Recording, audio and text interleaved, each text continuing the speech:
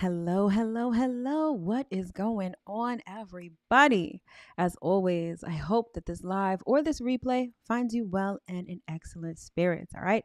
So, if you're new here and you are wondering who I am, my name is Mel, your new favorite astrologer, and I'm the founder of Divine Feminine Works, where I help people unlock their divinity and discover their magic. So, if you are new, welcome. And as always, if you are returning, welcome back. This channel is everything tarot, astrology, spirituality, and manifestation. So if those are the things you like, if those are the things you love, if those are the things you want to learn more about, don't forget to hit that subscribe button as well as that notification bell so you'll always be notified when I come out with new content. And speaking of content, head over to Instagram and hit that follow button. I've got loads of excellent daily content. Plus, I try to go live over there every Thursday at 8:30 Eastern Standard Time for live tarot readings by sign. All right. So head over there so you don't miss any of that good stuff. All right, so let's let the good people over on Twitter know that we are live so that they can come and join us over here on YouTube. All right, my loves. So take two, right? Because if you follow me, if you're subscribed and you tuned in to last night's live, it was a tough one because I had to end it early because so many technical glitches. Number one, Mercury is still retrograde, so it's still retrograding and it's been completely brutal for me. Number two, I live in Florida. Thankfully, I live in Southeast Florida, so I wasn't affected by Hurricane Ian terribly. But the internet, electricity, everything is kind of, unstable right now in Florida. And, I send my prayers to those in the hurricane path here in Florida that were severely affected. It's been a rough week for us here in Florida, but thankfully, everyone I know is doing well, and I'm doing my best to bring you all of this wonderful information because October is a month, honey. There's going to be a lot going down in October. Hello, hello, hello. I am doing well. How are you doing? I think you joined the live last night. And so I'm super thankful that you're joining me today for this round two so that I can, get my life together and whatnot. But yeah, we're really going to get into it today because, like I said, October is a month, a lot going on, a lot to discuss. Get comfortable. Maybe if you're at work right now, keep doing what you're doing. Keep this on. There's going to be a lot of important information that I'm going to be giving to you about October, astrologically speaking, of course. Get comfortable, get some snacks, get a drink, because we're really going to get into it. But before we get into it, a couple of announcements and some housekeeping. All right. So housekeeping matters. If you are joining me live, please don't forget to hit that thumbs up on your way in, please. And thank you. And number two, these monthly astro forecasts tend to be pretty long, all right? Because I do the general astrology and then I go through each and every sign, right? So these end up being like an hour and a half, even close to 2 hours, right? And so if you're anything like me and you keep your lives on while you're doing other things, you may not know when to listen up for your sign, all right? So in an effort to help you guys out, anytime you hear this sound, it means that I've changed scenes and or I've changed signs. All right. So that's your cue to listen up. All right. And so that's pretty much for housekeeping. But for announcements, all right. So here on the channel, I do the monthly astro forecast, typically the last Wednesday of every month. All right. Provided that nothing crazy is going on, it's typically the last Wednesday of every month around 8:30 p.m. Eastern Standard Time. I also do the weekly astro forecast here on this YouTube channel live every Sunday at 2 p.m. Eastern Standard Time. So you get the weekly and the monthly, right? So I did something a little different, or I've added something extra. So it's always good to figure out what's going on for your particular sign, right? If you could get just a little bit of tidbit of information to know what the week is looking like for your particular sign, that'd be helpful, right? So what I've implemented is this new text hotline, all right? So text the word ZODIAC to 855-826-5544, and you'll be able to get the weekly horoscope for your particular sign. Let me put that up again so you guys can see it. I'll also have the information down in the description box below.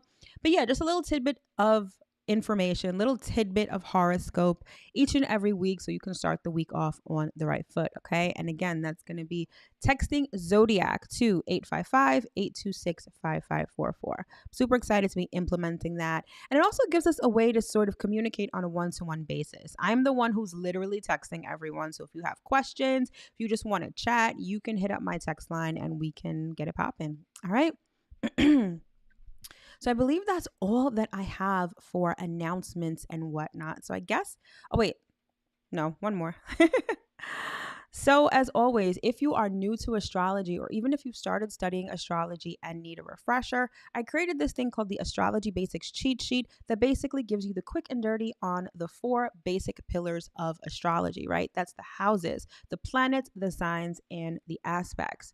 So this is basically an 11-page PDF document that gives you a summary of all of these things so that you can commit them to memory and so that you can start studying astrology, right? Maybe you're like, I'm not really into studying astrology, but these 4 pillars of astrology are actually going to help you to decipher your natal chart. Now, your natal chart is the blueprint to your life. It holds a ton of information about you. And if you're new to reading natal charts, it can be very confusing. There's lots of signs, numbers, lines, etc.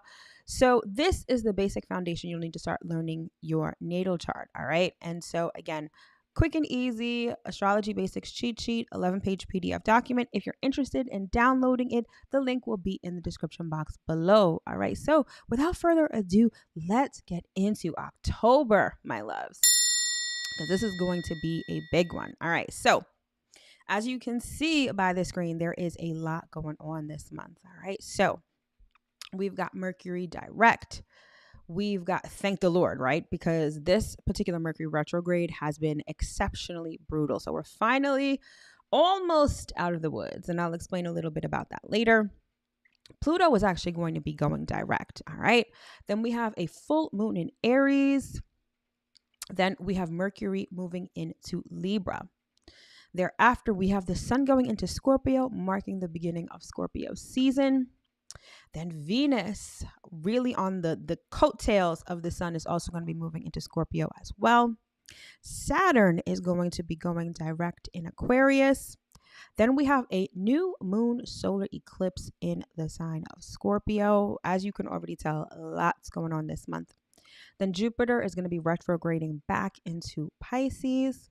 Mercury is going to be making another move. As you can tell, Mercury is super busy this month, making a whole bunch of moves. It's going to be moving into Scorpio at the end of the month. And then finally, we end the month on a very strong note with Mars retrograde in Gemini. All right. So again, lots going on here. All right. So before we get into the nitty gritty, I just want to give you some of the highlights of the month, some of the astrological happenings that are super important. Okay. So October is definitely a month of major energy shifts.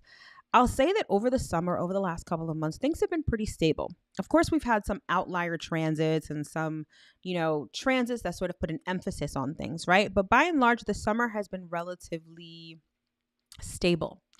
All of that is going to be turned on its head in October because it's not just that we have a whole bunch of energy shifts, we also have an eclipse. So October officially marks the start of eclipse season, all right? So the tail end of the year, at least over the last couple of years, has always been pretty eventful, right? Because it's usually marked by eclipses. And so the first of these eclipses is going to be the new moon solar eclipse in the sign of Scorpio, okay?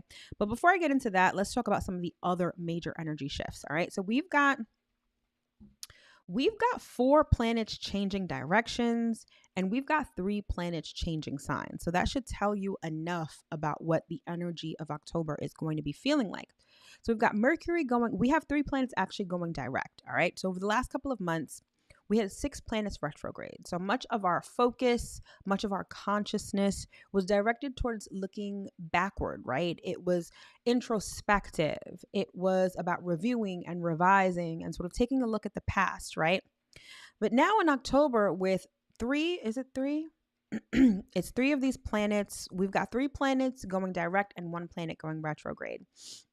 So there's going to be this energy of forward momentum, right? We have Mercury going direct, Pluto going direct, and Saturn going direct. And at the end of the month, we have Mars going retrograde, which is going to be a very interesting retrograde. And I'll get into that later on in this broadcast, all right? And then we also have planets changing signs. So as you probably noticed before in the overview, Mercury is doing a lot this month. It's not only going direct, but it's changing signs 3 times. So Mercury is going to start off the month in Virgo, then it's going to transit into Libra, then it's going to go into Scorpio, all right?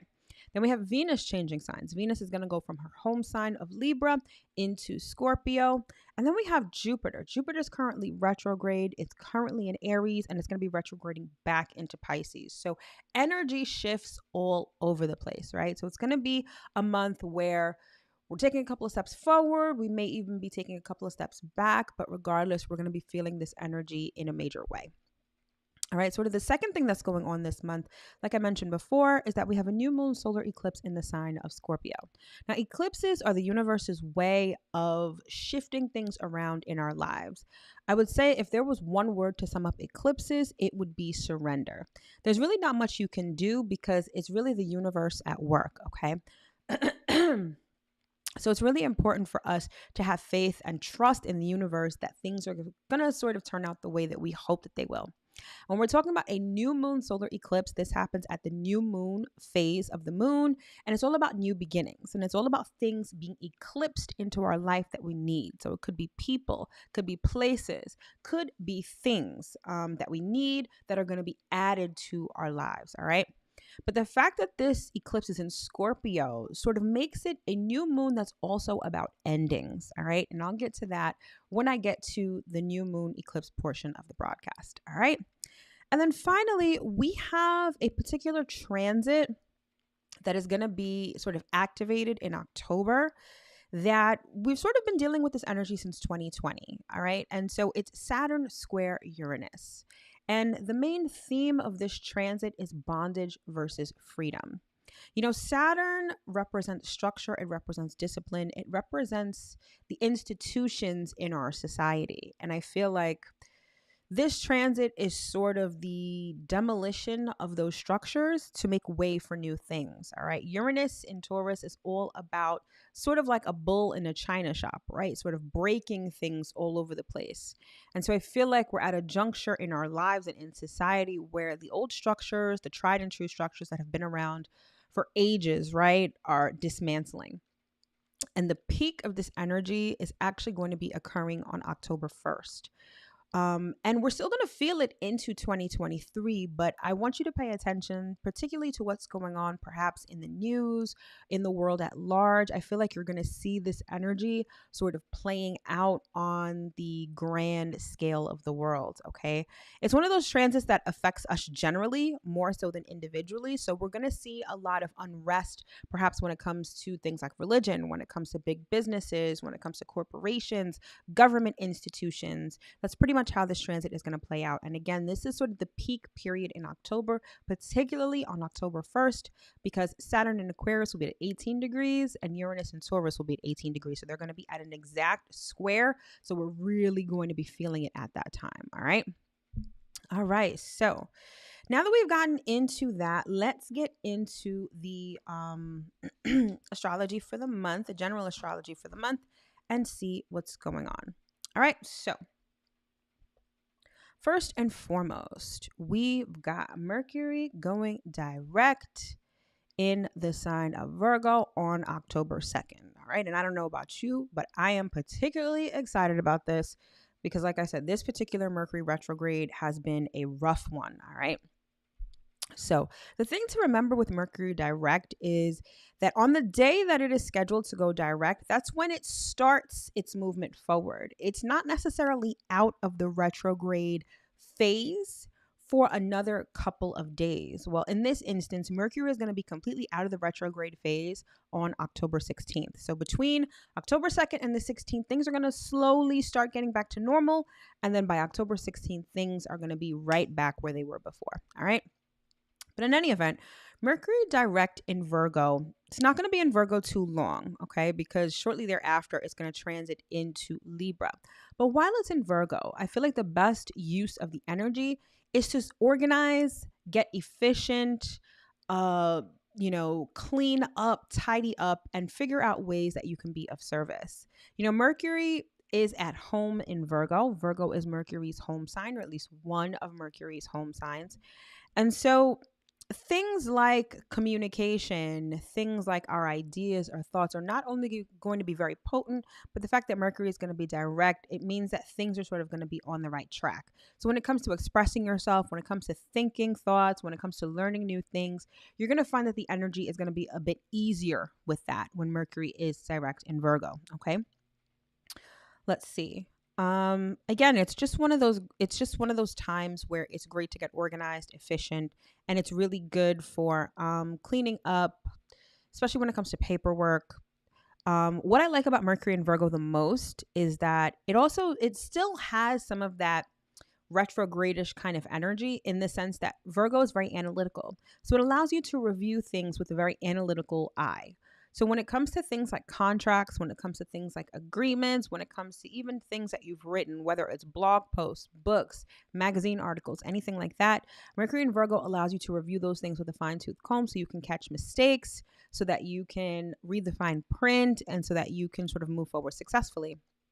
So I feel like while Mercury is still in Virgo, you're going to want to do paperwork. You're going to want to try to be of service, and you're just going to want to get more organized and efficient. All right. But again, Mercury will be direct on the 2nd, but it's not going to be out of the woods of the retrograde period until October 16th. So it's important to keep that in mind. All right. So then next up, we have another planet going direct, and that is Pluto going direct in the sign of Capricorn on October 8th. All right. So the energy of Pluto is very intense. It's all about transformation. Pluto governs death, rebirth, um, control, destruction, rebuilding. All of those things are characteristic of Pluto energy. And so while Pluto was retrograde, we took that energy and we directed it inward. So Pluto retrograde, and I can't remember exactly when Pluto went retrograde, but it's been a couple of months now. And so while Pluto was retrograde, it really allowed energy inward so that we can transform our lives in a very profound sort of way. But now that Pluto is going to be going direct, we're going to be taking that energy and expressing it outwardly. And because Pluto is so far away from us, the energy of Pluto sort of affects us on a global scale. All right. So you're going to see a lot of transformation when it comes to things like government, when it comes to things like big business, when it comes to large institutions that sort of have a hold on us society wise. You're going to see a lot of that being transformed, a lot of that being dismantled. And this energy is going to last for quite some time. Pluto stays in a sign for very many years. All right. And so Pluto now direct, while we were taking that energy and directing it inward while Pluto was retrograde. Now that it's going direct, we're going to see that transforming our society, particularly the structures in society. All right. And that's going down on October 8th. All right. So next up, we've got the full moon of the month, which is the full moon in the sign of Aries. All right. And this full moon is going to be building on the energy of the new moon in Libra, which happened at the end of September. So if you are familiar with the new moon in Libra, and if you're not, you should definitely check out my video on the subject. I'll leave the link in the description box below. That new moon was all about creating new relationships or mending old ones. There is this heavy emphasis on relationships, not only with the lunar cycle in October, but just with the astrology of October in general. All right. So, this full moon in Aries is sort of piggybacking off of the energy of the new moon in Libra. Whereas the new moon in Libra was all about creating relationships or mending old ones, sort of giving relationships a revamp. I feel like the full moon in Aries is really going to be about how we show up in relationships. So it's important to remember that relationships are merely a reflection of us. However you show up in relationships, however you feel about yourself is reflected to you in the other person. And so I feel like the full moon is going to shine a light on us in particular, us and all of our mess, all of our emotional baggage, everything that has to do with us is going to be reflected to us in our relationships. And I feel like it's going to come to a fever pitch at the full moon. So it may show you where you may not be showing up the best way in relationships. It may show you where your relationships are imbalanced in an effort to get you to balance things out, right? One of the major themes of the full moon in Aries is that the moon is going to be conjunct Chiron. So, number one, expect this full moon to be extremely emotional. Many of our wounds with respect to relationships are going to come up to the surface. So, it's going to be a very emotionally triggering time for some, definitely, right? But it gives us the chance to heal. What I love the most about this full moon in Aries is the healing potential that it has. Whenever emotionally triggering things come up, it's not for us to just stuff them back down. It's meant for us to deal with them, to heal them, and to eradicate them. And long story short, Chiron is known as the wounded healer. In healing oneself, you're able to heal others. So by healing your emotional wounds with respect to relationships, you not only heal yourself, but you can heal your counterpart and make your relationship better. All right. So I'm going to be doing a full length video on the full moon in Aries. So you should subscribe, hit notification bell so you can check that out when it comes out.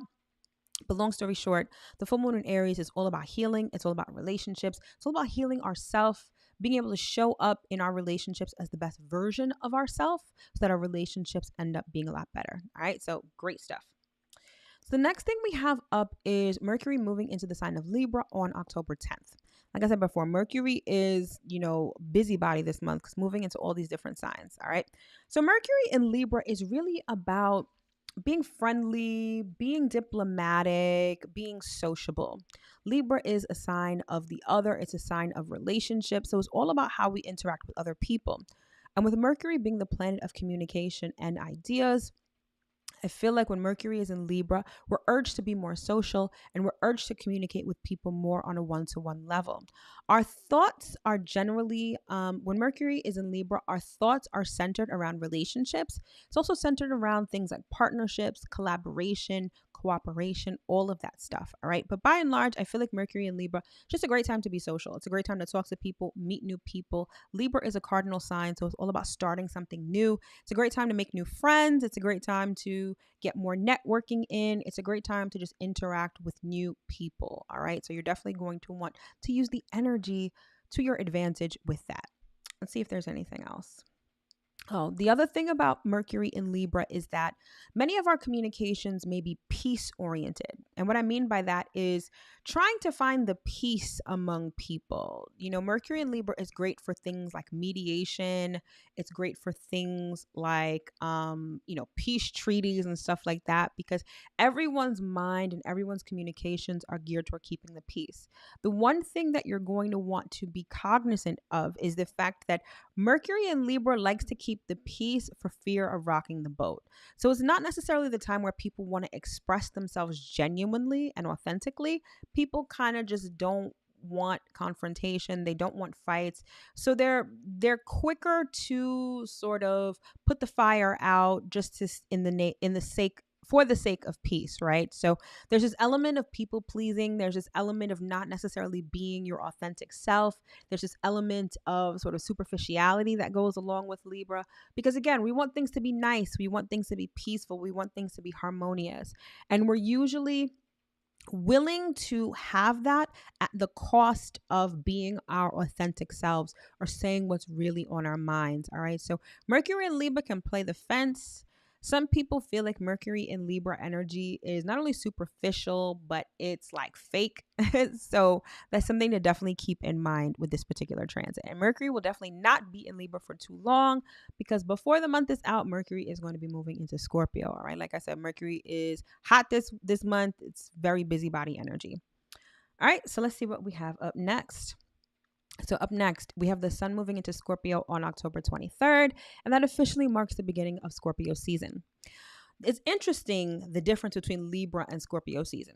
So I just finished talking about Mercury and Libra, right? And Libra energy, it likes things to be beautiful. It likes things to be peaceful and harmonious. Doesn't want to offend people, wants everyone to get along. That's sort of the superficiality of Libra.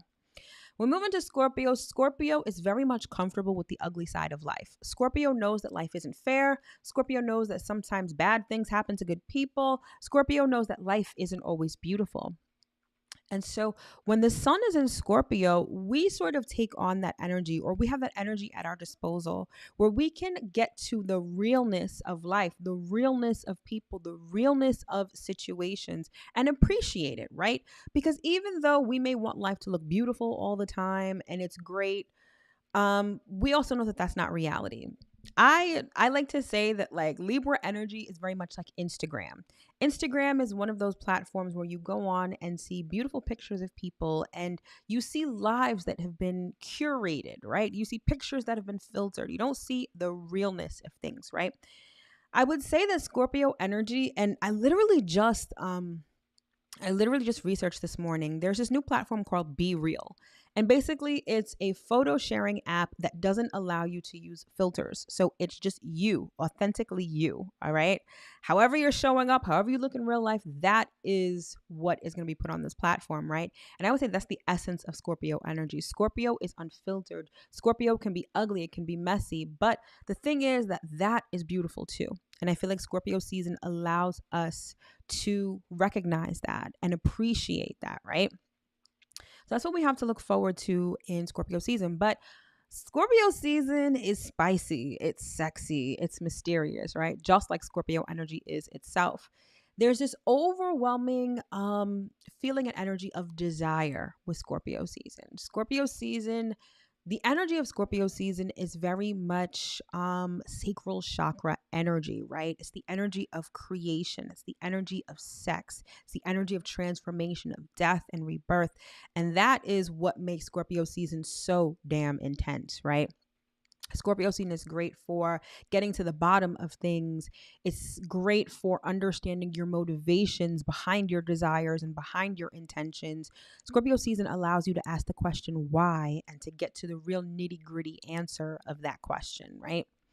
It's also a great season for things like the occult, things that are mysterious and taboo thrive during Scorpio season. Hence why Halloween is during Scorpio season. All of that mystery, all of that Halloween energy is just emblematic of Scorpionic energy, all right?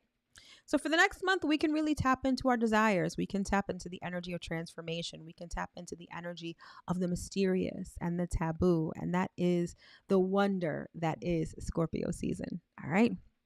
So then next up, that same day, we have Venus moving into Scorpio. And this is going to make things extra interesting, right? So all of that same Scorpionic energy, apply it to your relationships, even apply it to money. And then you get Venus in Scorpio. So you contrast like a Venus in Libra, right? Venus in Libra likes everything to be pretty, likes everything to be perfect, likes everything to look Instagram worthy, right? A nice curated life. Venus in Scorpio wants your soul. Venus in Scorpio wants the ugly, messy, nasty side of you, right? Venus in Scorpio is all about desire, unbridled desire, right? Venus in Scorpio wants to get down to the heart of things. When it comes to relationships, Venus in Libra can be a little superficial. If it's messy, if it's not picture perfect, Venus in Libra might sort of shy away from it. Whereas Venus in Scorpio thrives on that shit. Give me your mess. Give me your emotional baggage. Give me your drama. And I'm going to roll around in it. That's Venus in Scorpio energy. All right. And Venus is going to be in Scorpio for the remainder of the month and into November. All right. Let's see if we have anything else here with Venus in Scorpio. It's all or nothing kind of energy. Venus in Scorpio. One thing I'll have to say is that in relationships with Scorpio people or people that have prominent Scorpio energy, trust and loyalty are huge. Venus in Scorpio wants everything from you because Venus in Scorpio allows you to see the ugly side of life. It's like once I let you in, you're mine forever. It's all or nothing. I'm not trying to share you with anybody else. I need your full attention and your full loyalty. All right. So that's definitely something to think about, especially if you're entering into a relationship during Scorpio season, particularly when Venus is in Scorpio. I feel like when Venus is in Scorpio, especially if you're dating, especially if you're meeting new people, it's definitely not about superficiality. I feel like we're all sort of attuned to the frequency of substance with Venus and Scorpio. So if you're dating, if you're putting yourself out there, I feel like the usual, well, what's your favorite color? That's not going to work. It's like, yeah, tell me who hurt you. Tell me what kind of daddy issues or mommy issues do you have? I feel like that's the essence of Venus in Scorpio, right? Venus in Scorpio wants your soul. All right. Just like Hollow is saying down here. Yes, Venus in Scorpio definitely wants your soul. Let's see. Yeah, that's pretty much it. Oh, the other thing is Venus is not just about relationships, it's all about money also. So when we're talking about Venus and Scorpio thrives on other people's money. All right. So if you're looking for funding from other people, if you're looking to get booed up with someone that's got a lot of money, there's a focus on other people's money and other people's resources when Venus is in Scorpio. So it's a great time to rely on other people for money. It's a great time to get funding from other people while Venus is in Scorpio. All right. So definitely something to keep in mind with this transit. So then next up, we've got another planet going direct, and that's going to be Saturn going direct in Aquarius on that same day, October 23rd. So you're going to want to put a gold star on October 23rd because that's when a lot of stuff is going down and it's a lot of energy shifts. That's one of the days you're going to put a gold star. But in any event, Saturn direct it's another one of those retrogrades that we're going to see play out on more of a society level more so than individual. So the energy of Saturn generally is about structure, it's about discipline, it's about obstacles and challenges. Saturn usually gets a bad rep because the energy of Saturn can be harsh. It's like that tough love kind of energy. But the one thing about Saturn that honestly makes it probably one of my favorite planets and probably my favorite planetary energy is that it doesn't put you through tests for no reason. Saturn will always challenge you. And then if you pass those tests, Saturn will always give you an amazing gift. Saturn is that teacher that knows your potential and that's really hard on you. But then when you pass with flying colors, Saturn rewards you handsomely in a very tangible sort of way. All right. So while Saturn was retrograde, we were sort of being very hard on ourselves. We may have been challenging ourselves, or we may have been experiencing a lot of challenges that we internalized, right? For some, Saturn retrograde was all about karma for past actions, karma for past decisions that we made, and we were sort of feeling that. But for others, Saturn was just reflecting on you in a very real way. It was reflecting on perhaps difficult seasons in your life and sort of gleaning the lessons from that. All right. And now that Saturn is going direct, that energy is going to be expressed outward as opposed to inward. So we're going to see this play out. So Saturn, like I said, it's all about structure. And in our society, things like government, big business, large institutions that have had a stronghold on society, we're seeing those being dismantled. And Saturn in Aquarius is all about a new structure, a future oriented structure that looks very different than what we're used to and what we've been experiencing. So I feel like we're going to see a lot more advancements in society with Saturn direct in Aquarius. I think we're going to see a continuation of the dismantling of structures in society to make way for new things. I feel like it's the energy and the dichotomy between like Gen Z and boomers. Boomers sort of represent the old structure. Gen Z represents everything new and everything future oriented. And I feel like the dichotomy and sort of the struggle with that definitely plays out with Saturn direct in Aquarius energy. All right. So that's what we have to look forward to. And Saturn will remain direct in Aquarius for the remainder of the year, actually. So it's something that's going to play out slowly over time. It's not something that we're going to see boom as soon as Saturn goes direct, like the world is going to implode. Definitely none of that. It's something that we're going to see play out over time. All right. The next up, we get to the other day in the month where you're going to want to put a gold star because that is the new moon solar eclipse in Scorpio. So like I said at the beginning of the broadcast, we're entering into eclipse season and things are going to get a little wonky. They're going to get a little crazy. So the new moon solar eclipse is going down at 6:48 a.m. Eastern Standard Time on the 25th.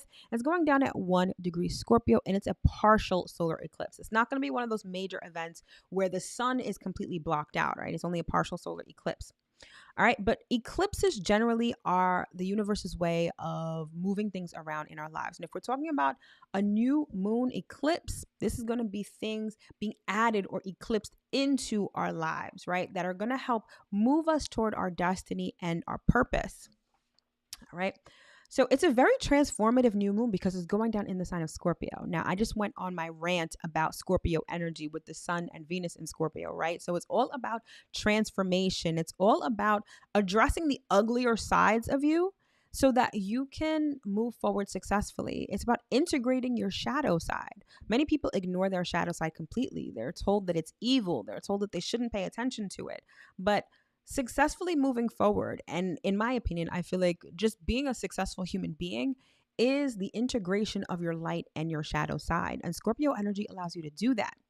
And the new moon in Scorpio is going to allow you to do that in a very major way. All right. Again, it's going to eclipse things that you need into your life. And it's the universe's way.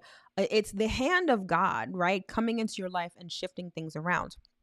And so many of us are going to be faced with our shadow sides. Many of us are going to be faced with sort of the ugly sides of ourselves, but it's not to just shun it away and ignore it. It's about integrating it into our lives so we can move forward successfully. So many of us are really going to be feeling it at this new moon solar eclipse, right?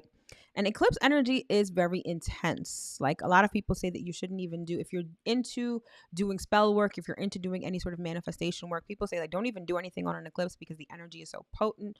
I wouldn't say that. For any sort of experienced practitioners, I feel like, eclipse season, you can definitely work with the energy. But I will say this, what I like about eclipses the most is that you don't have to do anything. You kind of just let God come in and move things around and work things on your behalf. That's why it's all about surrender with eclipses. And this eclipse is definitely no exception. So this is going to be about death and rebirth and transformation. It's going to be extremely major. And depending on where it's going down in your chart, that is where you're going to be able to regenerate your life. That's where you're going to be able to end something that may not have been working out well and begin anew on a better foot and on a better path. All right. So in terms of the astrology of the eclipse, and again, I'm going to be doing a separate video on this eclipse. So again, subscribe, hit that notification bell so you don't miss it. But in terms of the astrology, it's going to be conjunct Venus. So again, this concept and this issue of relationships is going to be all up and through this new moon solar eclipse. For some, it may not have to do with relationships. It may have to do with money. But by and large, I feel like relationships are going to play a major role in the eclipse. So the moon is going to conjunct the south node while it is in Scorpio. Okay. So that means that there's going to be things that we need to relinquish. There's going to be things that we need to let go of. Certain things that have been comforts in our life, certain things that we've been accustomed to in our life, we're going to have to let them go. We're going to have to release them so that we can move toward our destiny. So again, I feel like the eclipse is going to be highly emotional. I feel like it's going to be emotionally triggering, but again, it's not in vain, right? Anytime we are triggered, it's to bring our attention to what may not be working, what we may be holding on to that's not serving us, so that we can relinquish it and let it go. All right.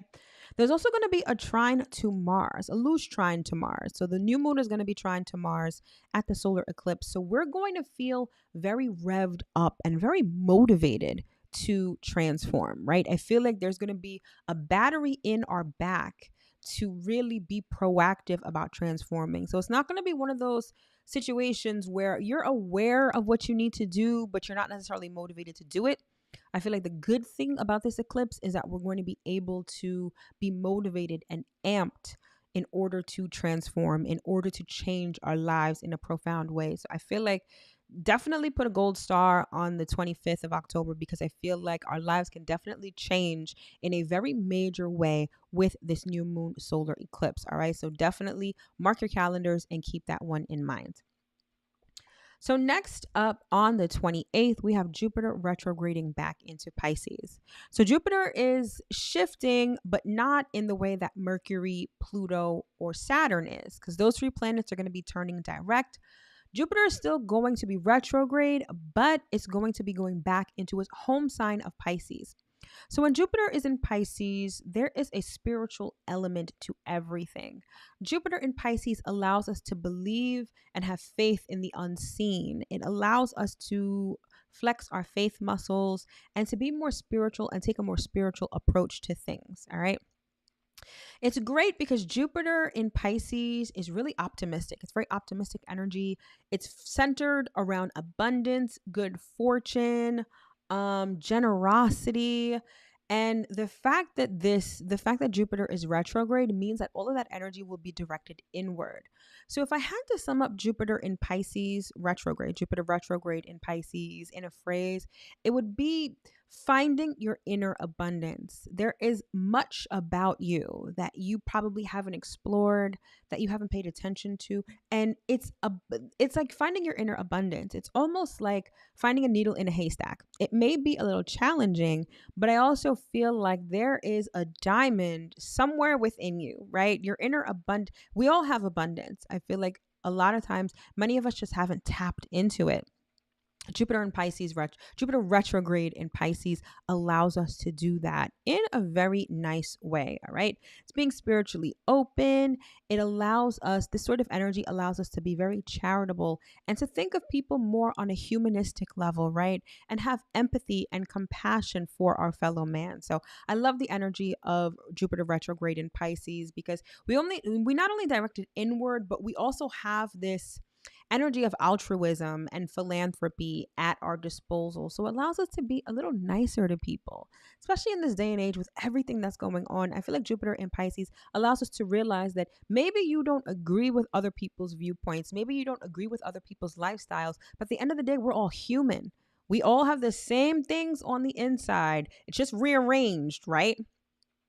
But we all carry the same thing. We all have the same blood. We're all one. All right. It allows us, what I love about this energy, it allows us to tap into the collective consciousness and realize that we're all part of this one thing. All right. It's very beautiful energy. Jupiter is going to be retrograde in Pisces. I'm not too sure for how long. Did I write it down? I did not. But definitely for a little while, Jupiter will be in Pisces. So it's excellent energy to, again, tap into the collective consciousness and to find your inner abundance. All right. So next up, Mercury is making another move this month. And on the 29th, Mercury will transit into the sign of Scorpio. So much like that Scorpio energy that I was talking before, now Mercury is going to be joining the party. All right. And so this is our thoughts, being very deep, our thoughts being focused on our desires. The ability to investigate things is also going to be very high with Mercury and Scorpio. Scorpio likes to get down to the bottom of things. Scorpio is very substantive. And with Mercury in that sign, it's like being able to be a private investigator, really getting down to the truth of things and understanding our emotions on a very intellectual level. Understanding them deeply, understanding our motivation behind things, why we want things, why we desire things. I feel like Mercury in Scorpio allows us to understand, it allows us to delve deep into our emotions and our psyche and understand all of that on an intellectual level. All right. This is deep conversations. Mercury in Scorpio does not like superficiality, whereas Mercury in Libra is all about keeping the peace and keeping conversation very surface level. Mercury in Scorpio likes to get deep. It's like rather than talk about, bullshit or gossip, Mercury in Scorpio is like, so tell me about your wounds. Tell me about your motivations. Why do you do what you do? Like Mercury in Scorpio likes to get down to the nitty-gritty of things. All right. The one thing about Mercury and Scorpio, though, that we kind of need to be aware of is that our thoughts can be very one-track minded, almost to the point of obsession. So like I said before, Mercury and Scorpio likes to get down to the bottom of things, but almost like laser-like focus, again, to the point of obsession. So if you find that you're interested in something or if you find that you desire something, I wouldn't be surprised if you become almost obsessive over it, thinking about it all the time, wanting to know more, wanting to know deeper, wanting to go deeper on the topic or on the subject. So obsession and obsessive thoughts are definitely a characteristic trait of Mercury in Scorpio. So it's definitely something to keep in mind. Could also be one of those transits where you go to a dark place mentally. So if you find that you suffer from depression or depressive thoughts, Mercury and Scorpio can be kind of a difficult transit because it lends itself to going to dark places. And if you're not necessarily equipped with the tools to help you deal with those emotions and deal with that subject matter, it can be a very sort of dark and dangerous transit for some. So that's also something to keep in mind. It's also, it not only does it, Mercury and Scorpio also talk about, sort of being obsessed with things that are secret, taboo, or mysterious. The one thing I like about Mercury and Scorpio is that it also allows you to be very persuasive. So Scorpio is ruled by Pluto. Pluto is all about intensity, right? And when you use intensity along with your communication skills or your thoughts, you can really persuade people. You can really convince people of things. There's an element of mental power that Mercury in Scorpio gives us, all right? And use it responsibly, right? Because you don't want to persuade people to be doing some fuck shit. You want to use it responsibly. If you have something, this is great for things like court cases. This is great for negotiation, sales, things like that. But you want to, again, use it responsibly. All right. Again, it gives your mental activities an intensity and a sort of control that you can use, again, responsibly with others. All right. So that's Mercury into Scorpio. And then finally, like I alluded to at the beginning of the broadcast, we have Mars going retrograde in Gemini on October 30th. And we close out the month on a very big note. Okay. So you don't hear Mars retrograde too often because it's actually one of the planets that goes retrograde the least. The way that its orbit is set up is that it definitely doesn't go retrograde like Mercury. And the outer planets usually spend 3 to 5 months retrograde every year. Mars is sort of in the middle and it goes retrograde about every 2 to 3 years. I believe that the last time we had Mars retrograde was in 2020. So we're at it again. We have Mars retrograde in Gemini. And it's kind of a big deal because Mars is going to be spending a lot of time in Gemini. It transited into Gemini, I believe, in July or August. And it's going to remain in Gemini until the beginning of next year, actually. And while it's in Gemini, it's going to go retrograde. And it's going to stay retrograde actually from October 30th to January 12th. So for the rest of the year, Mars is going to be retrograde. Now, Mars in Gemini is I'm not going to say intense energy, but it's very much like a battery in your back. I want you to think of the Energizer Bunny. And if you remember those commercials, they put the Energizer battery in the Energizer Bunny and it just goes berserk, right? It's all over the place, like doing all the things, right? That's the energy of Mars in Gemini. So wherever Gemini is in your chart, that's where you're getting like an adrenaline rush of energy. You're getting like a turbo boost of energy, okay? And so the thing is, Mars in Gemini, when it's direct, it gives you a lot of physical energy. It gives you a lot of motivation. It really amps you up. But when Mars is retrograde, that energy becomes kind of lazy. It comes kind of lethargic. So I'll say that from July until now, wherever Gemini is in your chart, you've been feeling amped. You've been probably doing a lot. You've been very motivated to get things done, set new goals, set new intentions, all the things. You've been feeling literally energized. And I feel like that energy is definitely going to slow down between now and the end of the year. Well, between now and January. So you're not going to be as amped. You're not going to be as motivated. Some of the work that you may have started while Mars first entered Gemini, you're going to find it difficult to continue with it. You're going to have to really get the mental fortitude and maybe even the physical strength to continue the work that you've done, because with Mars retrograde, you're just going to feel lazy and you're just not going to want to do it. So to continue some of that work, you're really going to have to find it within you to keep going. All right. But what I love about Mars retrograde is it allows us to think about things, right? Because retrograde is all about reflection. So we're able to address how we spend our energy. Now, I really like this with Mars retrograde because let's say you've got Mars retrograde in your second house, right? Of money and material possessions. I feel like Mars retrograde allows you to review and revise how you've been spending your energy with respect to how you make money.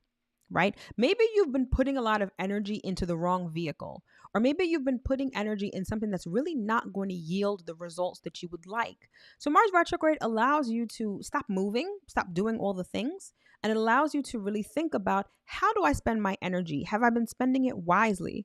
And when Mars goes direct in January, you're going to be able to, if you've used the energy to your advantage, you're going to be able to put your energy in the right vehicle. You're going to be able to put your energy where it makes sense, actually. All right. So that's something to keep in mind with Mars retrograde. It allows us to review our passions and goals. It also allows us to rewire our ego brain. Okay. I feel like Mars generally is all about the ego, right? And when Mars is retrograde, we're actually given the opportunity to address our ego and see how it's been serving us and how it isn't. So Mars retrograde is definitely going to be one of those transits where we're able to make a lot of internal changes just by the fact that we're able to review a lot of the things that we want, a lot of the things that we desire, and a lot of the energy that we've been expending when it comes to certain things. So I think Mars retrograde is going to be a really good transit. And again, that's from October 30th until January 12th. All right. So, my loves, that is what's going down in October. All right. Generally speaking. And so now we're going to get into the signs themselves and see exactly what's going down for each sign. And please remember that these are done by rising sign, all right? And if you don't know what your rising sign is, you're going to want to go to a site like astro.com, put in your birth time, date, and location, and you will get your natal chart. And in your natal chart, you will see the ascendant. The ascendant is also your rising sign, all right? And so that may be different from your sun sign, or it may not be. Some people have the same sun and rising sign, but in any event, these predictions are done by rising sign, so keep that in mind. All right. So, okay, let's begin. So first up, we've got Aries Rising. All right. So for you, Aries, in October, the areas of focus are going to be relationships, intimacy, you, and ideas and conversations. All right. So let's get into it. So first and foremost, you're going to have an emphasis on your 7th house while the sun is in Libra. The sun, Mercury, and Venus are going to be in your 7th house during Libra season. So Libra season is going to be all about relationships for you. It's going to be about the balance between you and your relationships and how you show up in relationships. All right. And then once Scorpio season goes down, you're going to have an emphasis on your 8th house of intimacy, shared resources, and transformation. All right. And that's actually where the new moon solar eclipse is going down. All right. So for you, I feel like in terms of other people's money, in terms of intimate relationships, or just in terms of personal transformation, you can do that in a very major way with the new moon solar eclipse. All right. So definitely keep that in mind. Then the full moon in Aries is going to be in your sign and it's going to illuminate your 1st house. So, like I was talking about the full moon generally before, I feel like this full moon is going to illuminate how we show up in relationships. And for you in particular, this is definitely the case. I feel like the full moon is going to illuminate a lot about you. It's going to illuminate what you want out of life, how you show up in relationships, maybe even some of your bad habits with respect to relationships. Maybe you're a little too headstrong, or maybe you can be selfish in relationships. I feel like the full moon is going to illuminate that for you. The full moon also illuminates, or it signifies things coming to a culmination or to an end. So there could be a personal goal of yours that's finally coming to fruition. If you've been doing anything with respect to your body, like trying to gain weight or lose weight, I feel like the full moon is going to show you your progress and how far you've come. All right. So that's an emphasis on you at the full moon. And then finally, we have an emphasis on your 3rd house with Mars retrograde. So Gemini is your 3rd house of ideas and communication. And so when it comes to Mars retrograde, I feel like you're going to be, a lot of the busybody energy that you've been experiencing while Mars first entered Gemini. I feel like that's going to slow down a bit, and it's going to get you to think about how you've been spending your energy. Do you talk to people? Like, is it, when you talk to people, when you communicate with people, is it substantive? Is it selfish? Like, are you only communicating with people to think about yourself and get what you need out of the situation? Or are you always just like shooting the shit with people and it's never really substantive? I feel like Mars retrograde in your 3rd house is going to get you to think about these things. It's going to get you to think about why you talk to people. What do you look to gain when you talk to people, particularly people in your immediate vicinity?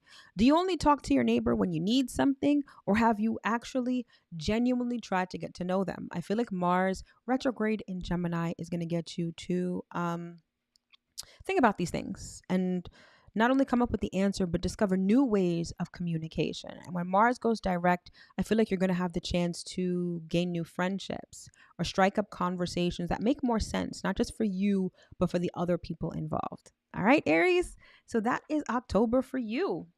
So next up, we've got Taurus Rising. All right, Taurus. So the areas of focus for you in October are work and health, relationships, the unknown, and money and assets. All right, so let's get into it. So, Libra season is going to have an emphasis on your sixth house of work and health. So, during the first half of the month, I feel like your thoughts and your relationships are all going to be centered around work. Who do you serve? Who you provide service to on a regular basis? I also feel that Libra season is going to have an emphasis on your health. So, health matters may come to the forefront of your thoughts, or maybe someone close to you may have a health issue that needs to be addressed. But by and large, that's sort of the essence of the energy of Libra season for you. And then when the sun moves into Scorpio, and then Venus and Mercury move into Scorpio, your seventh house of relationships is going to be lit. All right. So that's when you're going to have a lot of focus on your relationships, right? And what you sort of bring to the table. This is where the new moon solar eclipse is going down. So much can be accomplished in terms of your relationships, your committed relationships and your partnerships at the new moon in Scorpio, the new moon eclipse in Scorpio. You may find that certain people may be eclipsed into your life at that time. You may find that certain bad habits or maybe certain characteristics that you have, especially as you show up in relationships, are going to be illuminated and brought to your attention so that you can eradicate them and start fresh and really have some really successful relationships. All right. Then the full moon in Aries is going to highlight your 12th house of the unknown. So I feel like the full moon may illuminate something that was perhaps a secret. It may illuminate something that you had no idea about. You may also get a glimpse of what's been going on behind the veil, right? Because the 12th house really requires us to have faith in the unseen. It's sort of the things that are veiled and the things that we obviously can't see. But I feel like the full moon may shed some light on that. So I feel like it could be a very enlightening time for you, okay? Very surprising also, and perhaps a bit emotionally triggering as well. So that's something to keep in mind. And then Mars retrograde is going to be adding some adrenaline energy to your second house of money and material possessions. So I feel like when Mars first entered Gemini, you were about doing all the things to get more money. Maybe you were trying to establish new income streams. Maybe you wanted to get a new job. Maybe you wanted to start saving for a large ticket item, or maybe you just wanted to start a savings plan or some sort of financial plan. And I feel like when Mars went into Gemini, you were super amped about that, right? Now, Mars retrograde, it's going to make you feel a little lazy and a little less motivated to continue all of the things that you were doing when Mars first entered Gemini. However, I feel like Mars retrograde can really get you to understand your motivations behind money, sort of your financial goals and understanding the motivation behind those. You can also reflect on how you've been spending your energy with respect to money. Have you been putting it in the right vehicles? Have you been wasting your energy when it comes to money, assets, and material possessions? I feel like Mars retrograde is going to allow you to fine tune what it is that you do to make money. And then it sort of will allow you to implement all of those things once Mars goes direct next year. All right. All right, Taurus. So that's October in a nutshell for you. Next up, we've got Gemini Rising. All right, Gemini. So for you, October has a focus on creativity and children. It's got a focus on work and health. It's also got a focus on friendship and on you. All right, so let's talk about it. All right, Gemini Rising. So Libra season has a focus on your fifth house of creativity and children. The fifth house is the fun house. So I feel like Libra season is going to be filled with fun and lighthearted energy for you. When it comes to dating and relationships, you're going to want to take advantage of Venus in Libra while it's still there. I feel like it's going to give you the opportunity to start dating if you're single. Even if you're booed up, I feel like it'll give you the energy to sort of breathe a breath of fresh air into your relationships, especially on the romantic side. All right. For some, I feel like Libra season may have an emphasis on your children. So if you have children, your relationship with your children may come into focus, or maybe you've got stuff going on with kids. And I feel like that may consume your energy and your thoughts during Libra season. All right. For some, I feel like Libra season is going to be the time for you to get creative. So if you're feeling like picking up a hobby, if you're feeling like just expressing yourself, the first half of the month is going to be the time when you're going to want to do that. All right. Then when the sun moves into Scorpio, it's going to light up your sixth house of work and health. All right. So I feel like your relationship with coworkers, with clients, anyone that you provide services to on a regular basis, that's going to come into focus during Scorpio season. I also feel like Scorpio season is going to have an effect on your health. It may bring health issues to the forefront of your thoughts, especially if you're having any health issues with the lower part of your body, perhaps with your reproductive organs. I feel like that may be the focus during Scorpio season. All right. The new moon solar eclipse is also going down in your sixth house of work and health. So if you're looking to get a new job, if you're looking to be healthier, I feel like the new moon solar eclipse is definitely going to help you with that in a major way. All right. Then the full moon in Aries is going to highlight your 11th house of friendships and associations. So I feel like something with respect to friends may may be uncovered, a secret may be uncovered, or something may be revealed. The 11th house also covers our wishes, our ambitions. It's the house where you wish upon a star. So the full moon in Aries may find that a wish that you've had for a long time finally comes to fruition. It may also be just a great time to associate with people, to network with people, etc. Right? Remember, the full moon is going to be all about relationships. So the full moon in Aries is definitely going to have a focus on your friendships and your associations. All right? So that's something to definitely keep in mind. And then finally, Mars retrograde is in your sign of Gemini. So it's going to boost and energize your first house of self. So when Mars first entered Gemini, I feel like you guys were very proactive about either losing weight, gaining weight, looking your best. Your outlook on life was very fresh. You wanted to start a lot of new personal goals. And once Mars goes retrograde, some of that energy is going to decrease and you're not going to be as motivated to do these things. But I feel like Mars retrograde is going to allow you the opportunity to reflect on yourself, reflect on your motivations, particularly the motivations for your desires, right? And see where you've been spending your energy, perhaps your physical energy. What do you do on a daily basis? Where do you put in energy? Where do you put in a lot of effort? I feel like Mars retrograde is going to allow you to reflect on this. And then when Mars goes direct in January, you're going to be able to implement what you've learned doing that reflection. All right. So Gemini, that was October for you in a nutshell. I think I need to turn up the lights a bit. It's looking a little dark over here.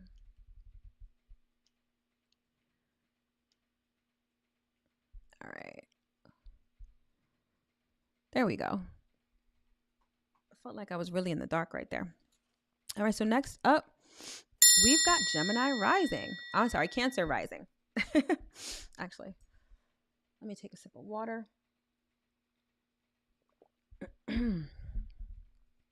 All right, Cancer Rising. So for you, October has a focus on home and family, creativity and children, career, and the unknown. All right, interesting stuff. So let's get into it. All right, Cancer Rising. So Libra season is going to have an emphasis on your fourth house of home and family. So during Libra season, there's going to be an emphasis on your physical home, your close family relationships like parents or grandparents. There's also going to be focus like if you own property and things like that. I feel like that's going to be emphasized during Libra season. Most importantly, I feel like because Libra is all about relationships and Venus is going to be in Libra for some time during Libra season, your close family relationships are going to be emphasized heavily, I think. So when it comes to your parents, your grandparents, maybe even your ancestry and your lineage, I feel like that's really going to come into play during Libra season. And then when the sun moves into Scorpio, your fifth house of creativity and children is going to be lit. All right. So I feel like Scorpio season can largely be very fun for you because the fifth house is all about fun, lighthearted, childlike energy. So I feel like Scorpio season is a great time to have fun and not take life too seriously. Now, the new moon solar eclipse is going to be going down in your fifth house. So if you're looking to, create anything, especially children. So if you're looking to conceive, I feel like the new moon solar eclipse is definitely going to help that along.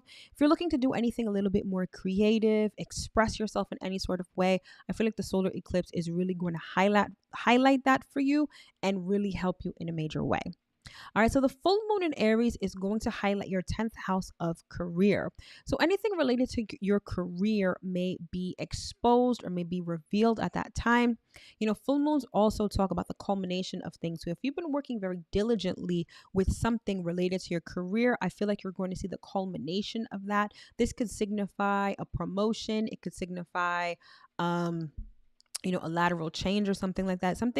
Anything related to your career and change may be highlighted at the full moon.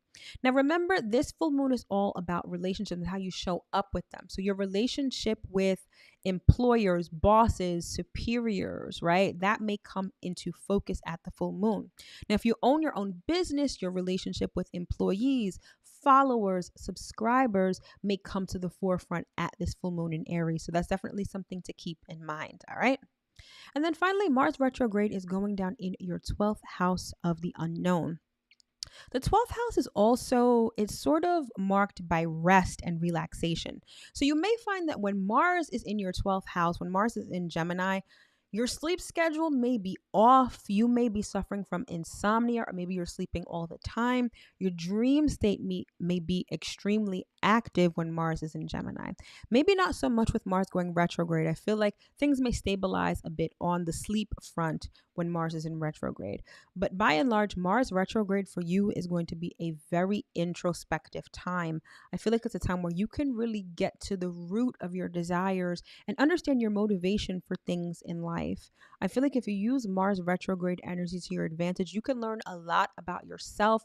You can understand yourself in a very profound kind of way. And then when Mars goes direct in January, you can take all that information and actually transform your life. You can really energize your life in a way that you probably couldn't before. The other thing with Mars retrograde in your 12th house is that there's going to be a lot going on behind the scenes that you're just not going to be privy to. So I feel like your spirit team may be hard at work on your behalf for many things. And then when Mars goes direct in January, you're going to see what your spirit team was up to and sort of planning and plotting in your life. So it can be a very enlightening sort of transit for you. So that's definitely something to look forward to, Cancer Rising. All right, my loves. Next up, we've got Leo rising. All right, so for you, Leo, October has a focus on ideas and conversations, your home and family, spirituality, and friendship. All right, so let's get into it. So, during Libra season, there's going to be an emphasis on your third house of ideas and communication. Now, your third house doesn't cover just those things, it also covers your immediate vicinity, like your neighborhood. It also covers things like your siblings, extended family members, and short distance travel. So, any of those things may come into focus while the sun is still in Libra. Now, because Libra is about relationships and Venus will also be in Libra during Libra season, I feel like your relationships with siblings, extended family members, or even people in your immediate vicinity are going to be of importance. All right. So something may happen with any of those people. You just may feel more inclined to talk to them or communicate with them or interact with them at that time. But I feel like Libra season by and large is going to be a lot about that kind of stuff. All right. And then when we move into Scorpio season, your fourth house of home and family is going to be lit. All right. So when it comes to your relationships with family, I think sort of the substantive element of those relationships is going to come to the forefront. Any emotional baggage, any repressed emotions as it relates to your mother, your father, or your grandparents is also going to come up during Scorpio season. So it can be a very intense and emotionally triggering season for you, Leo rising. The fourth house is also where the new moon solar eclipse in Scorpio is going to be going down. So if you're looking to establish anything new, maybe you want to buy a home, maybe you want to start a family, all of those things can be done with that new moon energy. And I feel like because the eclipses is where sort of the hand of God comes into our lives, anything related to those things, I feel like the universe can sort of just come in and start rearranging things and start bringing people into your life that can help you accomplish those things and move you along on that path. So that's definitely something to be cognizant of during Scorpio season. Then the full moon in Aries is going to highlight your ninth house of higher education, long distance travel, and spirituality. So I feel like the full moon in Aries may highlight your relationship to spirituality, your relationships as they pertain to legal situations, relationships that may be at a distance from you. Maybe you have a long distance relationship, or maybe you do business overseas. I feel like those relationships are going to be highlighted at the full moon in Aries. Perhaps a legal situation may be coming to a culmination at the full moon. Maybe you find that you have to travel a long distance around that time. All of those things are pretty much up for grabs at the full moon in Aries. And then finally, your 11th house of friendships and associations will be energized with Mars retrograde. So, when Mars first entered Gemini and sort of energized your 11th house, you were probably very motivated to meet new people, enter into new groups, start new associations, or work on some ambitions that you really wanted to achieve in life. And so now with Mars going retrograde, some of that energy is not going to be available to you. So you're going to feel a little less motivated on those fronts. But the good thing about Mars retrograde is that it's going to allow you to reflect where you've been spending your energy. Are you networking with the right people? Are you doing the most in the right groups? Or have you just been wasting your energy on things that aren't necessarily productive for you? When it comes to your goals and ambitions in life, have you been putting in enough energy? Have you been giving life to your vision and to your dreams? Or have you kind of just been lazy when it comes to that? I feel like Mars retrograde is going to be asking those questions of you, and you're going to have the opportunity to figure out those answers. All right, Leo, that was October in a nutshell for you. Next up, we've got Virgo Rising. All right, Virgo Rising. So for you, October has an emphasis on money and assets, ideas and conversations, intimacy, and career. All right, let's get into it. So during Libra season, your second house of money and material possessions will be energized, particularly the fact that Libra is all about relationships and Venus will be in Libra. What relationships are conducive to money and assets? This could be the relationship to your job. This could be the relationship to your business. This could also be the values that you hold that pertain to money and assets. All right. All of those things are going to be sort of emphasized during Libra season. All right. And also, you're going to want to take that energy during Libra season, especially during the first half of the month, and pair up with people who are not only valuable to your bottom line, but who are valuable to your life. I feel like Libra season has the opportunity to give you a lot of quality relationships if you use the energy to your advantage. All right. And then comes Scorpio season, your third house of ideas and communication is going to be energized. It's going to be lit, right? So when it comes to your immediate vicinity, when it comes to your relationship with your siblings, neighbors, or extended family members, even when it comes to how you communicate with people and just the ideas that you have, I feel like all of that is going to be very substantive. I feel like a lot of your conversations are going to be a lot more substantive rather than superficial. I feel like the new moon solar eclipse is going to find you very busy. It's also going to give you the energy, and it's also going to give you the opportunity to sort of work in your immediate environment. You know, the third house also covers transactions. So I feel like when it comes to business, I feel like the new moon solar eclipse can sort of inject everything that you need in your life to sort of get your business up and running. It's very busybody energy. So I feel like, again, the new moon solar eclipse is going to be a busy time for you, but it's going to bring in the people, places, and things that you need at this point in time. All right. Then the full moon in Aries is going to illuminate your eighth house of intimacy and transformation. So I feel like the full moon is really going to show you how you show up in your intimate relationships, what you bring to the table in your intimate relationships. I also feel like the full moon in Aries is going to illuminate things about you that you really need to change. Perhaps bad habits, perhaps bad character traits are going to be shown to you via other people, right? Because relationships are just a reflection of us. I feel like other people are going to show you in an effort to allow you and give you the energy and the cognizance to change your life and transform profoundly. All right. And then finally, Mars retrograde is going to energize your 10th house of career.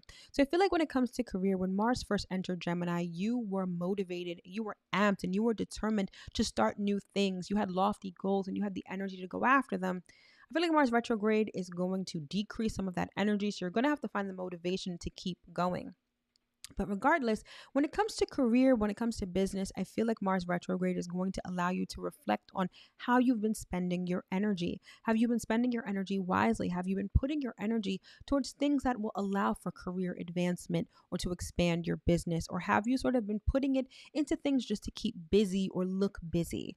I feel like Mars retrograde is going to allow you to be extremely introspective and allow you to harness your energy so that when Mars finally goes direct in January, you're going to be able to put your energy in the right places that's going to allow you to have that career mobility or that career promotion or get your business out there and expand. All right. I feel like if you use it to your advantage, once Mars goes direct, you can really make some headway in career and business.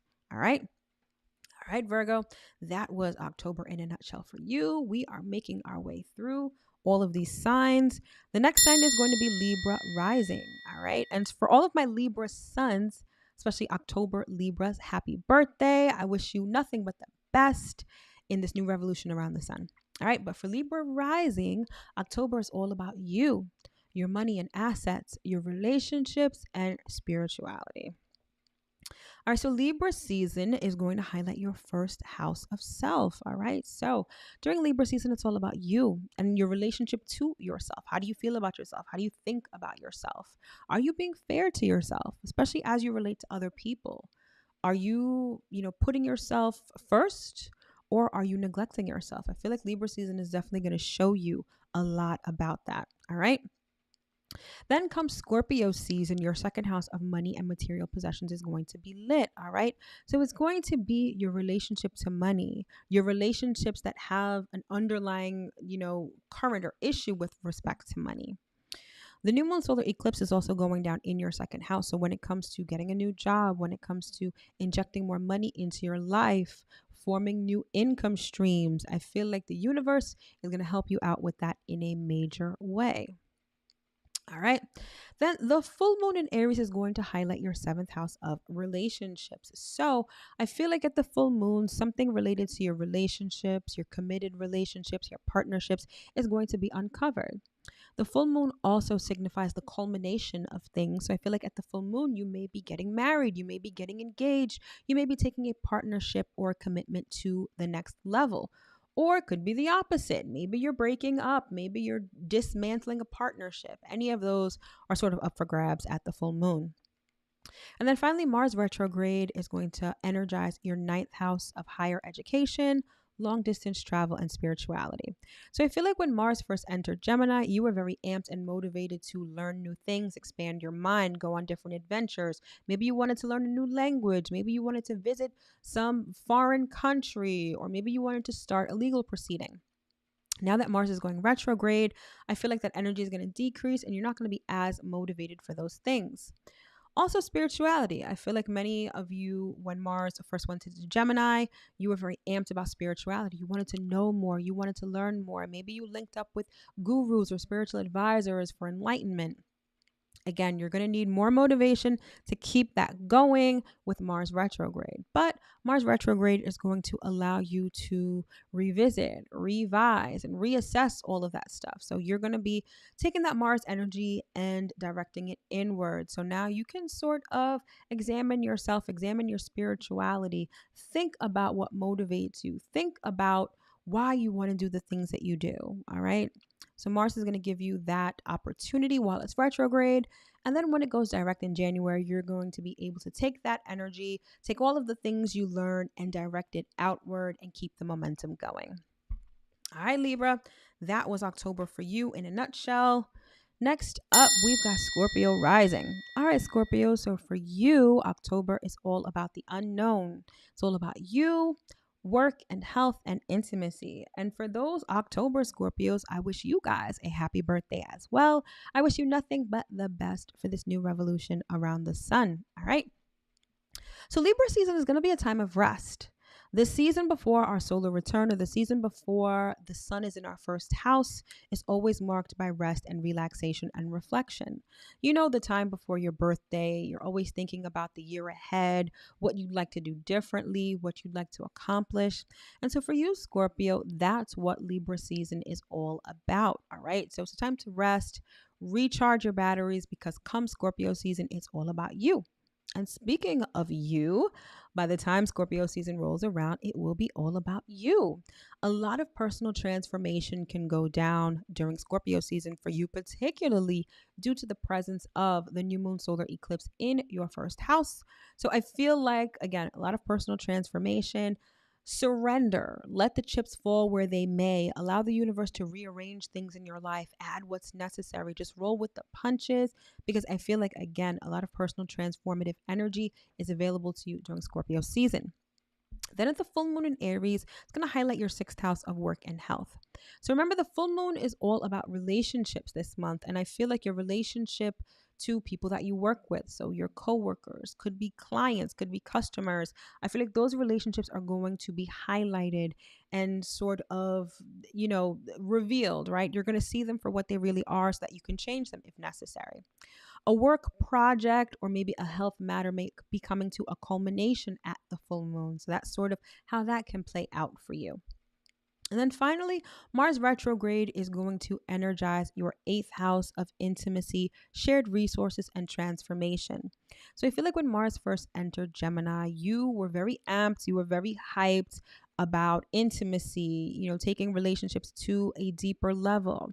You may have been very amped and motivated in terms of funding. Maybe you wanted to start a business and you were looking for funding, or you were fundraising, or anything having to do with loans, insurance policies. All of that stuff was probably very you were very motivated to get these things done and work on those things when Mars first entered Gemini.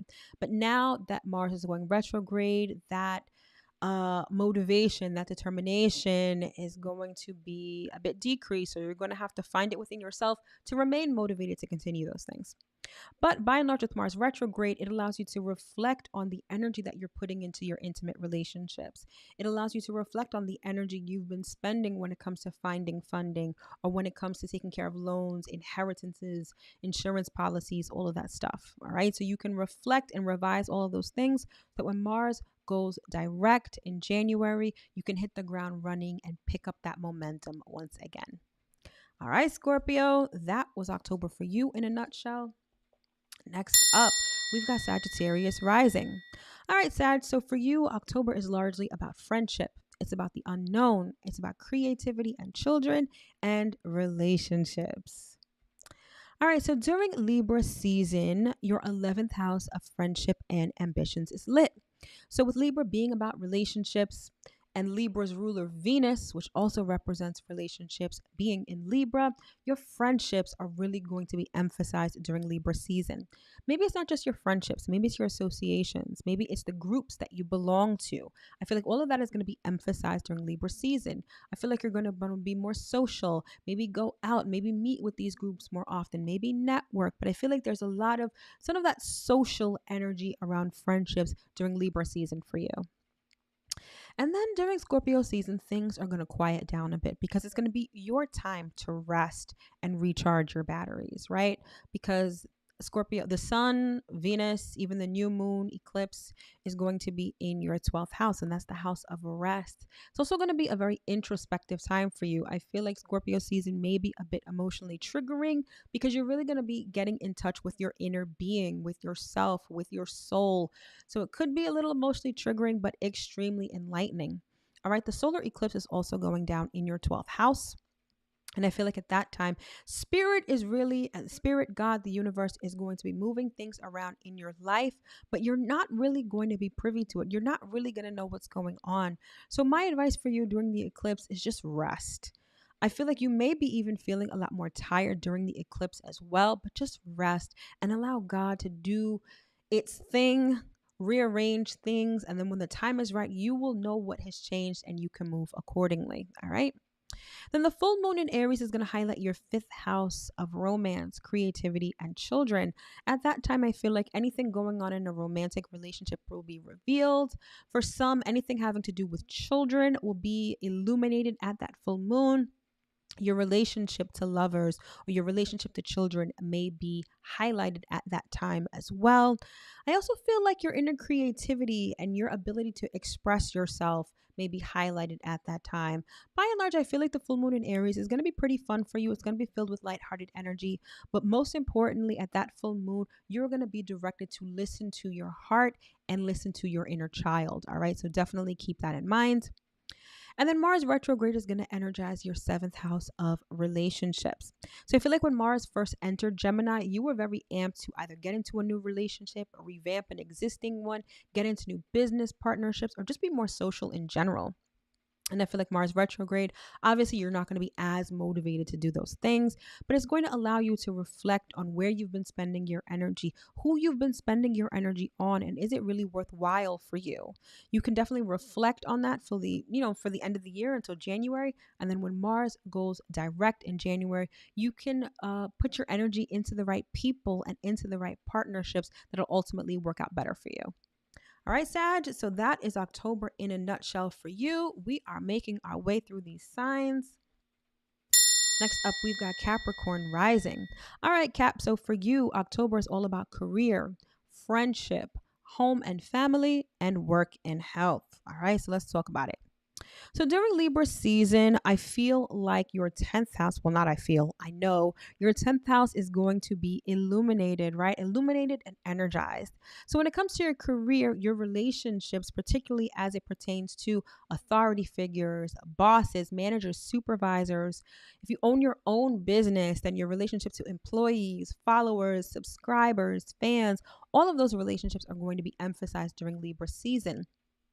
I also feel like Libra season for you is the right time to make the right connections when it comes to work and business. So partnering up with people who can help you, people who share the same vision, people who can help you move up, move forward, and be seen is going to be emphasized during Libra season. And then during Scorpio season, it's going to be all about your friendships, your associations, and your goals in life. I feel like, particularly when it comes to your motivation behind your desire to identify with a particular group, or your desire when it comes to a particular life goal, and maybe the reason why you have the friends that you do, all of those are going to come up for review during Scorpio season. Now, the new moon solar eclipse is also going down in your 11th house. So, when it comes to the associations that you need in your life, when it comes to starting new associations, having new friends, and setting new life goals, I feel like the eclipse is going to help you along that path in a very major way. And again, it's going to be all about surrender. It's not going to be about trying to do the most or trying to make things happen. Allow the universe to step in and rearrange things on your behalf. Let the chips fall where they may, and then act accordingly. All right. Then the full moon in Aries is going to highlight your fourth house of home and family. So I feel like your relationship to your parents, your grandparents, the people that you live with, if you own property, maybe your tenants, things like that. Any of those relationships are going to be illuminated at the full moon in Aries. Perhaps the full moon may mark the culmination of a home project. Maybe you were in the process of purchasing a home, and the full moon is going to show you that you're finally at closing, or maybe you're close to closing, right? Maybe you're close to purchasing a rental property or something like that. Any of those are the ways that the full moon can affect you this month. And then finally, Mars retrograde is going to energize your sixth house of work and health. So when Mars first entered Gemini, I feel like when it came to getting healthy, when it came to getting organized and being of service, you were on it. You wanted to do all the things, and you were doing all the things to make those things happen. But now that Mars is going to be retrograde, that energy is going to decrease and you're not going to be as motivated. You may be a little sluggish when it comes to those things. But the best thing about Mars retrograde is that it allows you to reflect on those things, how you've been spending your energy. When it comes to service, how have you been of service and who have you been of service to? Does it serve them? Does it serve you? I feel like Mars retrograde is going to ask these questions of you and is going to give you the opportunity to answer them. And so when Mars goes direct in January, you can hit the ground running and get back on your grind when it comes to those things. All right, Capricorn, that was October in a nutshell for you. Moving right along, we get to Aquarius Rising. All right, Aquarius. So for you, October is all about spirituality. It's all about career. It's all about ideas and conversations and creativity and children. All right. So during Libra season, I feel like you're going to have a taste for adventure. You're going to want to experience new things, broaden your mind, broaden your horizons. Maybe that has to do with learning something new. Maybe it means new experiences, maybe traveling to some place you've never been, or maybe learning something new in terms of spirituality. I feel like in terms of relationships, since Libra and Venus are all about relationships, your relationships when it comes to spirituality, your relationships that may be at a distance from you may be highlighted at that time. And then when the sun moves into Scorpio, your 10th house of career and public life is going to be energized. All right. And so this is going to give you the opportunity to focus on your career, but focus on your motivation behind your career. Why are you on this particular career path? Why do you want to advance? Why do you want to continue doing the business that you're doing? I feel like Scorpio season is going to ask those questions of you. And then with the new moon solar eclipse in your 10th house, you're going to have some serious transformative power at your disposal to start something new with respect to career. I feel like if you've had the desire to start your own business, I feel like the universe is going to rearrange things so that you can have that. Now, keep in mind, sometimes the way the universe rearranges things doesn't always make sense at the time, right? If you have the desire to start your own business, the new moon solar eclipse may find that you lose your job or you get laid off, right? It doesn't feel good in the moment, but it makes sense. It clears the pathway for you to have what you truly desire. So keep that in mind, especially at the new moon solar eclipse. Then the full moon in Aries is going to illuminate your third house of communication and ideas. You may find that around the time of the full moon, you are extremely busy. Maybe you've got to take a whole bunch of short distance trips. You've got to travel somewhere real quick. Maybe emails are ramping up, text messages are ramping up. You're talking to a lot more people. I feel like the full moon is going to be a very busy time for you, but it also may illuminate your thought process and how you speak to people. All right. Again, this full moon is all about relationships. So I feel like your relationships with people around you, even your relationships with your siblings, may come into focus, and they may show you or they may reflect back to you how you're showing up in these relationships. And if you don't necessarily like the reflection that you're seeing, it's going to give you the opportunity to make some changes. All right. And then finally, Mars retrograde is going to energize your 5th house of creativity, children, and fun. All right. So when it comes to Mars in Gemini, I feel like when Mars first entered Gemini, you guys were all about dating. You guys were all about romance, having fun, expressing yourself. Maybe you wanted to conceive kids. Maybe you wanted to do something new with your children. I feel like you were very motivated to do those things. With Mars retrograde, I feel like obviously that energy is going to decrease and you might not be as motivated. You might be even a little lazy when it comes to those things. But Mars retrograde is going to give you the opportunity to reflect on those things and reflect on what you've been doing, what action steps you've been taking to achieve those things, and have those action steps really been fruitful for you. I feel like you'll have the rest of the year into January to figure that out. And then when Mars goes direct in January, you can hit the ground running and be on the right foot. All right. All right, Aquarius, that was all you for October. And finally, last but not least, we get to Pisces Rising. All right, Pisces Rising. So for you, October is all about intimacy, spirituality, money and assets, and home and family. All right. So during Libra season, your 8th house is going to be lit and energized. So I feel like your intimate relationships or relationships having to do with money, maybe your relationship to your spouse or your partner, maybe your relationship with the bank or the insurance company are going to be coming into focus. Maybe your relationship with the IRS may be coming into focus during Libra season. All right. Regardless, I feel like a lot of transformative energy is at your disposal during Libra season. So you have the opportunity to transform these relationships, all right, and make them a lot fairer and a lot more equitable. All right. Then comes Scorpio season. Your 9th house is going to be lit. This is the house having to do with higher education, spirituality, long distance travel. So during Scorpio season, you may have to take a trip overseas. Maybe you have to commence a legal proceeding or a legal proceeding is commenced against you. Or maybe you're just getting more into your spirituality. You're experiencing more out of life. Or maybe you have a taste for adventure, an itch for adventure that you can actually scratch during Scorpio season. The new moon solar eclipse is also going down in your 9th house of Scorpio.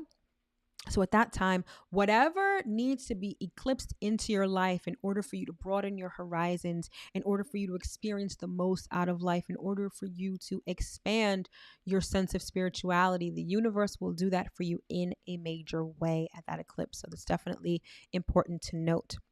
The full moon in Aries is going to highlight your second house of money and material possessions. So at that time, any relationships, perhaps with your job, perhaps with your business, as it pertains to money, are going to be highlighted. Maybe you have saved up for a big ticket item. And finally, at the full moon in Aries, you're able to afford it. You're able to purchase it. Maybe a new income stream becomes known to you or becomes available to you at the new moon in Aries. But by and large, your relationships pertaining to money and money in general are going to be highlighted at the full moon in Aries. And then finally, your fourth house of home and family are going to be energized by Mars retrograde. So when Mars first went into Gemini, you were feeling very amped to either move, to purchase property, to do a home improvement project, or maybe even to start a family, or you're thinking about family planning, or maybe even looking into your ancestry and your lineage. I feel like you were really amped, right, when Mars first went into Gemini. But with Mars retrograde, I feel like you're not going to feel as amped. You're not going to feel as motivated. You might not be even a bit discouraged when it comes to those things. But Mars retrograde is going to allow you to reflect on those things, understand the desire behind those things, and your motivation behind those desires. Maybe you're going to think about how you've been spending your energy, how maybe even you've been spending your money with respect to these things. And it gives you the opportunity to recalibrate so that when Mars goes direct in January, you can hit the ground running and put your energy where it would best serve you. All right, Pisces, that was you in a nutshell for October. And all right, my loves, that concludes this broadcast of the monthly astro forecast for October 2022. I sincerely hope that you were able to get at least one important piece of information that you can use successfully going into October. If you're interested in any of my products or services, those links are in the description box below. Don't forget to tune in every week on Sundays at 2 p.m. Eastern Standard Time for the weekly astro forecast. I got you covered on all bases when it comes to astrology. All right. Thank you so much for tuning in, and I will see you in my next broadcast. All right, my friends, take care and happy October.